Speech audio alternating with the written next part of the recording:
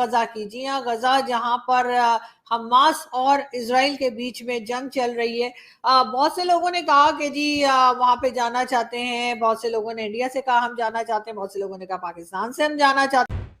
मौलाना Fazlur Rahman Hamas रहनुमाओं से अहम मुलाकातों के लिए कतर पहुंच गए। फजलुर रहमान जंगबंदी से मुताल्लिक हमास क़यादत से अहम मुलाकातें करेंगे। गज़ा की जो सिचुएशन है वो तमाम तर मामला आपके सामने है। डेली बेसिस पे हम देख रहे हैं वहाँ पर जो शहादतें हो रही हैं। अब वहाँ पर एम्बुलेंसेस को भी निशाना बनाया जा रहा है और इसराइल का कहना यह है कि जंग बंदी का कोई इम्कान नहीं है। नाम तो हमलों के बाद इसराइल में मौजूद गजा के 3000 मेहनतकश फलस्तीनियों को हिरासत में ले लिया गया। ताहम इनमें से कई को रिहा करने का दावा भी किया गया है, लेकिन फलस्तीनियों के मोबाइल, रकम और दीगर अशिया इसराइल हुकाम ने वापस नहीं की हैं। अब गजा के फलस्तीनियों की नौकरियों के परमिट मंसूख कर दिए गए हैं और गजा के हुकाम से मुकम्मल तौर पर राब्ते भी खत्म कर दिए गए हैं।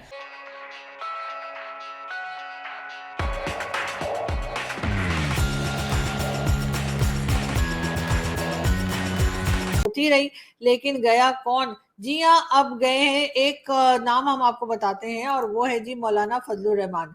जी हाँ, बताया यही जा रहा है कि मौलाना फजलुर रहमान जो है वो गजा के लिए रवाना हो गए हैं। मौलाना साहब की पार्टी जो है यानी कि उनकी जो पॉलिटिकल पार्टी है JUI, उनका कहना ये है कि जी मौलाना फजलुर रहमान जो हैं वो जा चुके हैं गजा के दौरे पे, यानी गजा के विजिट पे जा चुके हैं, लेकिन ये खुफिया रखा गया है और बताया नहीं जा रहा है कि मौलाना साहब जो है वो आखिर गजा में कब पहुंचेंगे। ना उनकी लोकेशन बताई जा रही है, ना ये बताया जा रहा है कि वो और किस किस को साथ लेकर गए हैं। सिर्फ ये कहा गया है कि मौलाना फजलुर रहमान गजा के लिए रवाना हो गए। लेकिन जी रवाना तो हो गए, लेकिन ये है कि लोकेशन भी नहीं पता और ये भी नहीं पता कि उनके साथ कौन गया है। ये कहा जा रहा है कि उनके इस सफर को, उनके इस इरादे को या उनके इस विजिट को खुफिया रखा गया है। सामान कुछ लेकर ये बताया गया है इनकी पार्टी की तरफ से, जो पॉलिटिकल पार्टी है मौलाना साहब की, कि कुछ सामान लेकर वो गए हैं और यानी खाने पीने का सामान या कोई मेडिकल का जो सामान होता है वो लेकर वो गजा की तरफ रवाना हुए हैं। अब वहाँ के लोगों की मदद करने के लिए। अब देखें कि कब पता लगता है। वैसे अगर मौलाना साहब अपने मतलब जिसे कहते हैं ना लोकेशन बता देते तो बहुत अच्छा था, वरना पता लगा कि यहाँ लोग समझ रहे हैं कि मौलाना साहब गजा गए हैं और यहाँ मौलाना साहब यहीं बैठ के कहीं बैठ के हलवा खा रहे हो।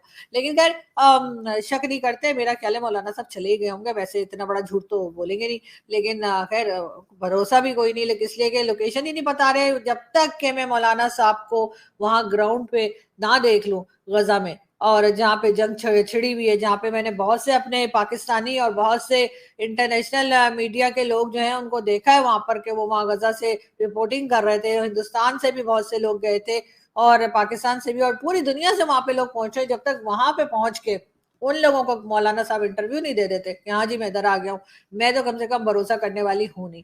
तो इसलिए मेरी मौलाना साहब की पार्टी के लोगों से रिक्वेस्ट है कि मौलाना साहब तक ये पैगाम पहुंचा दें कि प्लीज मौलाना साहब वहां जाकर इंटरनेशनल मीडिया को एक बार इंटरव्यू दे ही दिएगा, ताकि पता लगे और हमें भी यकीन आ जाए कि वाकई मौलाना साहब गए। तो चलो कोई एक मुस्लिम कंट्री से तो कोई उठा, किसी एक को तो शर्म आई, किसी एक ने तो हिम्मत की और वो जा रहे हैं गजा। और हम पूरी उम्मीद करते हैं कि वहां से हम मौलाना साहब का इंटरव्यू भी देख पाएंगे और वहां से ये कम से कम एक दो लाइन्स तो, पूरा इंटरव्यू ना दें, दो चार लाइन्स तो मौलाना साहब बोल ही सकते हैं गजा के लोगों के लिए, या हमास के फेवर में या इजराइल के फेवर में, जिसको भी वो पसंद करें उनके बारे में वो बात कर सकते हैं, लेकिन वहीं ग्राउंड से तो बंदी करना चाहते हैं। कल का खिताब था हिजबुल्लाह के सरबराह हसन नसरुल्लाह का और अपने खिताब में उन्होंने जंग का ऐलान नहीं किया, जिस पर बहुत ज़्यादा चमगोइयाँ चल रही हैं कि क्या वो जंग करना भी चाहते हैं या वो भी बैकफुट पर जा चुके हैं या फिर कोई वो सरप्राइज शायद दे सकते हैं। क्या समझते हैं आप, हिजबुल्लाह कहाँ पर खड़ी है, क्या करेगी इस जंग के अंदर? बात तो ये है कि जो कुछ गजा में हुआ पिछले तकरीबन एक महीने में, वो तो इसमें कोई शक वाली बात नहीं कि इसराइलियों की पूरी कोशिश यही है कि गजा को ऑक्यूपाई किया जाए और गजा में जितने फलस्तीनी जो पहले थे उन सबको वहां से बेदखल किया जाए, मार के जबरदस्ती शहीद करके। उन्होंने तो हॉस्पिटल नहीं छोड़े, मसाजिद नहीं छोड़ी, यूनाइटेड नेशन के डिपार्टमेंट नहीं छोड़े, स्कूल नहीं छोड़े। तो लिहाजा वो तो नस्ल कशी और वो क्राइम अगेंस्ट ह्यूमैनिटी, वो तो सब चीजें सामने नजर आ रही हैं। लेकिन आपने जो हिजबुल्लाह की बात की, मैं आपसे एग्री नहीं करता हूँ।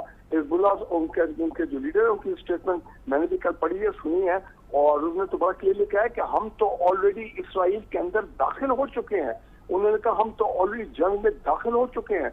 और ये खबरें तो नहीं आ रही पिछले 2-3 हफ्ते से कि कैसे लेबनान के बॉर्डर पे हिजबुल्लाह की जो फोर्सेस हैं वो जनाब इसराइल के जो सर्वेलेंस टावर्स हैं, उनके जो रेडार स्टेशन है, वो उनको टारगेट कर रहे हैं। और मुझे इसमें कोई शक नहीं है कि हिजबुल्लाह के फाइटर जो हैं वो बिल्कुल हमास के साथ और मजीद जो पैलेस्टीनियन आर्म ग्रुप्स हैं, जिहादी ग्रुप्स हैं, फ्रीडम फाइटर ग्रुप्स हैं, उनके साथ और जो सीरियन जो ग्रुप हैं उनके साथ मिलकर बिल्कुल वो हमले कर रहे हैं, उनके अपना तरीका हमला करने का इजिप्शियन फोर्सेस के ऊपर। और मुझे इसमें भी कोई शक नहीं है कि हिजबुल्लाह और हमास ये तमाम ग्रुप जो हैं वो बड़ी भरपूर मुज़ाहमत कर रहे हैं और एक किस्म की उन्होंने मजबूर किया है इसराइली फोर्सेस को। जब उन्होंने ग्राउंड ऑफेंसिव अपना शुरू किया गजा में, तो आपको पता है कि अर्बन लड़ाई में, ये बिल्ट अप एरिया की लड़ाई में, गुरिल्ला वॉरफेयर में, तो आप इसराइली को उनसे मुकाबला नहीं कर सकते और उनको बड़ा भारी जानी और इक्विपमेंट का नुकसान हो गया। हर वो उनके पास प्रिसीजन वेपन्स हैं, एंटी टैंक वेपन्स हैं, रॉकेट प्रोपेल्ड ग्रेनेड्स हैं और अभी सुनने को उनको सीरियन जो है वो ground to air shoulder fight missile देंगे ताकि जो हेलीकॉप्टर हो, जो जहाज उनको टारगेट किया जाए। तो मेरी नजर में एस्केलेशन तो हो चुकी है और एक रीजनल गजा से निकल के ये एक रीजनल कॉन्फ्लिक्ट बन चुकी है जिसमें सीरिया भी इन्वॉल्व है, जिसमें यमन भी इन्वॉल्व है। जी यमन देखें, वहाँ रियासत के लेवल पे है, इन्होंने रियासत के लेवल पे उन्होंने ऐलानी जंग नहीं किया है, लेकिन जो ग्रुप्स हैं, मुख्तलिफ आर्म ग्रुप्स हैं, मिलिशियाज हैं मुसलमानों के, वो तो हमले कर रहे हैं और इन्हीं ममालिक से की सपोर्ट के साथ वो हमले कर रहे हैं। सो मैं जो समझता हूँ कि बड़ी मुश्किल सिचुएशन में इसराइल फंस गया है कि जनाब उनके पास एयर पावर तो है, इसमें कोई शक नहीं है, उसने तबाही और बर्बादी मचा दी।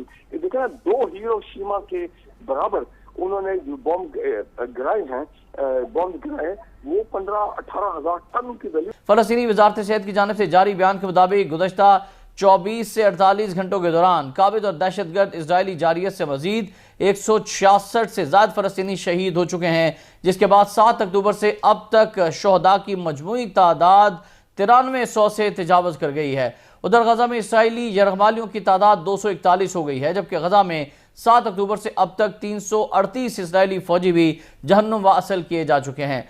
और नाज़रीन, अब आपको बताएं कि फ़लस्तीन से इजहारी यकजहती की अलामत के तौर पर पहने जाने वाला सयाह और सफ़ेद रंग का पैटर्न से बना स्कार्फ, जिसे कैफिया कहा जाता है, फ़लस्तीन की आज़ादी की तहरीक में एक दिलचस्प तारीख रखता है। और आपने अक्सर देखा होगा कि मुजाहरों के अंदर जो फ़लस्तीनियों से इज़हारी यकजहती के लिए किए जाते हैं, या तो फ़लस्तीनी परचम उठाए जाते हैं या फिर कैफिया पहनकर लोग सामने आते हैं।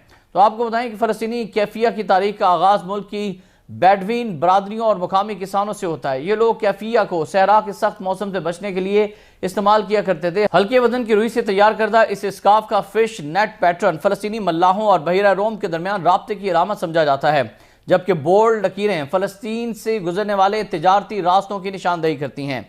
जैतून के पत्तों के नमूने से बनी लकीरें पैटर्न्स फ़लस्तीनियों की बहादुरी और उनके अज़म के साथ साथ फ़लस्तीन में जैतून के दरख्तों की अहमियत को भी जाहिर करती हैं। और नाज़रीन, अब आपको बताते हैं कि कैफिया की तारीखी अहमियत क्या है। 1930 की दहाई की अरब बगावत के दौरान स्याह और सफ़ेद कैफिया फ़लस्तीनी कौम परस्ती की अलामत बन गया था।